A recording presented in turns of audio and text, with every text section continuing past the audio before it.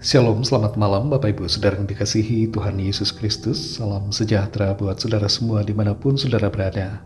Damai dan sukacita oleh Roh Kudus melimpah senantiasa dalam hati dan kehidupan saudara semua. Sebelum kita mendengarkan renungan firman Tuhan, mari kita berdoa. Bapa di sorga, Bapa dalam nama Tuhan Yesus Kristus, Tuhan dan Allah kami yang maha baik, yang selalu beserta dengan kami memberikan kekuatan. Terima kasih untuk berkat kemurahan-Mu, kebaikan-Mu yang kami terima sepanjang hari ini. Saat ini kembali kami mau mendengarkan kebenaran firman-Mu. Urapilah kami Tuhan supaya kami mengerti dan sungguh-sungguh dengan sukacita melakukannya setiap hari. Dalam nama Tuhan Yesus kami berdoa.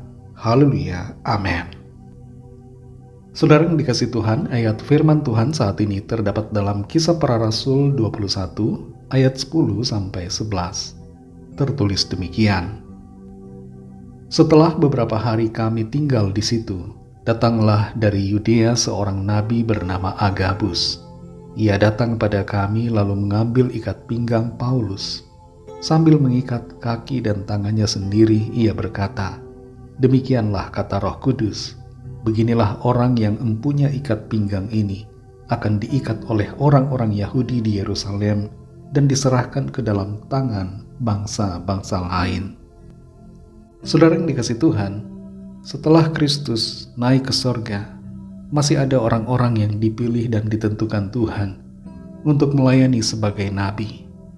Mereka diberikan karunia nabi, ada yang diberikan karunia seorang rasul, tapi ada orang-orang yang mengaku-ngaku nabi atau rasul dan bukanlah sebagai nabi atau rasul yang asli yang dipilih oleh Tuhan.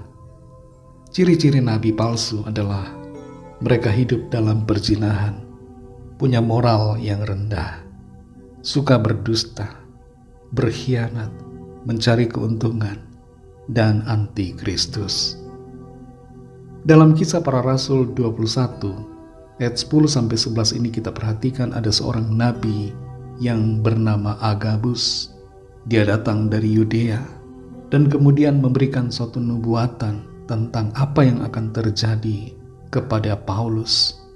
Dia mengikat kaki dan tangannya sendiri dan berkata, "Demikianlah kata Roh Kudus, beginilah orang yang empunya ikat pinggang ini akan diikat oleh orang-orang Yahudi di Yerusalem dan diserahkan ke dalam tangan bangsa-bangsa lain."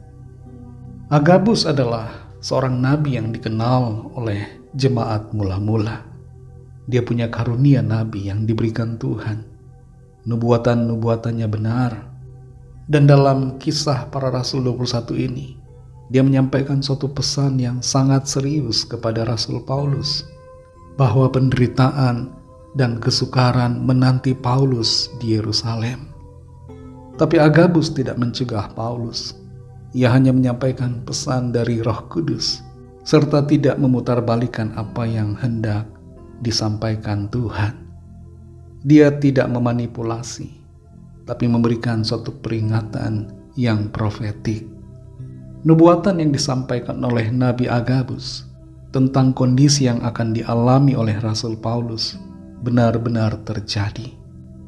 Ada kalanya saudara, Tuhan berbicara kepada kita melalui orang-orang yang diberikan karunia nabi untuk memberikan kita pengertian, peringatan, dan kekuatan. Dan terhadap suara yang demikian, kita perlu mendengarkan. Tapi berbeda dengan itu saudara, ada istilah Nabi Ngedabrus. Ngedabrus itu sebenarnya adalah bahasa Jawa. Dan istilah Nabi Ngedabrus berbicara tentang orang yang berbicara asal-asalan, bernubuat palsu, mengatakan hal yang keliru tentang seseorang, berbicara dengan berdasarkan emosi, bukan berdasarkan wahyu dari Tuhan, mengandalkan logika sendiri, perasaan sendiri, bukan tuntunan Roh Kudus. Ada kalanya orang yang berlaku seolah-olah seperti nabi, berbicara tidak berdasarkan firman Tuhan. Mereka punya tujuan sendiri, ingin menakut-nakuti, atau sebaliknya ingin menyenangkan telinga. Saudara yang dikasihi Tuhan, firman Tuhan berbicara kepada kita agar kita perlu mendengar suara yang disampaikan Tuhan lewat orang-orang di sekitar kita dengan hikmat dan kepekaan. Ada kalanya Tuhan memakai orang-orang tertentu untuk menyampaikan apa yang menjadi isi hati Tuhan. Dan itu bertujuan untuk mempersiapkan kita dan untuk tetap bergantung mengandalkan Tuhan. Kalau ada di antara kita yang seringkali mengambil posisi seperti seorang nabi, merasa punya karunia nabi, maka mari berbicara yang benar seturut dengan firman Tuhan. Sampaikan firman Tuhan, bukan perasaan atau emosi atau kebencian kita, tapi nyatakan kebenaran sesuai yang dengan Tuhan sampaikan. Biarlah kita semua mencari suara Tuhan, membaca firman-Nya agar kita punya pengertian yang kuat, punya pemahaman yang dalam tentang kehendak Tuhan. Mari jadi dewasa secara rohani, agar kita tidak diperdayai oleh nabi-nabi palsu, tapi kita dapat membedakan mana suara Tuhan dan mana suara yang tidak berasal dari Tuhan. Mari kita berdoa. Terima kasih Tuhan Yesus, kami bersyukur untuk firman-Mu yang sudah kami dengar pada saat ini. Firman-Mu yang kembali memberikan kami pengertian untuk semakin mengenal akan kehendak-Mu, mengerti akan situasi yang ada. Tolong kami Tuhan supaya kami tidak menolak akan suara yang Tuhan sampaikan kepada kami melalui orang-orang tertentu. Persiapkan kami Tuhan, jadikan kami dewasa secara rohani untuk dapat mengerti kehendak-Mu, membedakan mana yang jadi suara Tuhan dan mana yang bukan suara Tuhan, dan kami dapat menanggapinya, meresponinya dengan benar.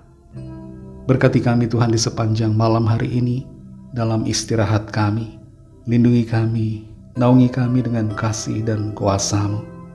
Kembali kami berdoa bagi yang sedang dalam pergumulan. Lawatlah ya Tuhan, nyatakan kuasa pertolongan-Mu bagi setiap kami. Mujizat kesembuhan terjadi, ada pemulihan, ada kelepasan, ada pertolongan ajaib yang dari Tuhan. Berkatilah bangsa kami Indonesia dan juga semua bangsa di dunia ini. Berikanlah keamanan, kedamaian, dan kesejahteraan. Dan lawatlah setiap orang dari segala bangsa, supaya mereka percaya kepadamu dan menerima anugerah keselamatan. Ampunilah kami akan dosa kesalahan kami, seperti kami juga mengampuni orang yang bersalah kepada kami. Dan pimpin kami menjadi sempurna, seperti kehendak-Mu. Dalam nama Tuhan Yesus Kristus, Tuhan dan Juru Selamat kami sudah berdoa dan mengucap syukur. Haleluya. Terimalah berkat Tuhan. Tuhan memberkati engkau dan melindungi engkau. Tuhan menyinari engkau dengan wajah-Nya dan memberikan kasih karunia. Tuhan menghadapkan wajah-Nya kepadamu dan memberikan damai sejahtera. Berkat dan anugerah Allah Bapa, kasih karunia dari Tuhan Yesus Kristus, dalam persekutuan dengan Roh Kudus, menyertai kita semua sekarang ini dan sampai Maranatha Tuhan Yesus datang kembali, dan bahkan sampai selama-lamanya. Dalam berkat nama Tuhan Yesus Kristus, haleluya, amin. Puji Tuhan, saudara yang dikasihi Tuhan, saya percaya firman Tuhan menjadi berkat dan kekuatan buat saudara semua, dan Roh Kudus akan menolong saudara untuk lebih lagi memahami kebenaran firman Tuhan dan hidup selalu dalam kemenangan. Tuhan Yesus memberkati saudara semua. Sampai jumpa dalam renungan yang berikutnya. Haleluya.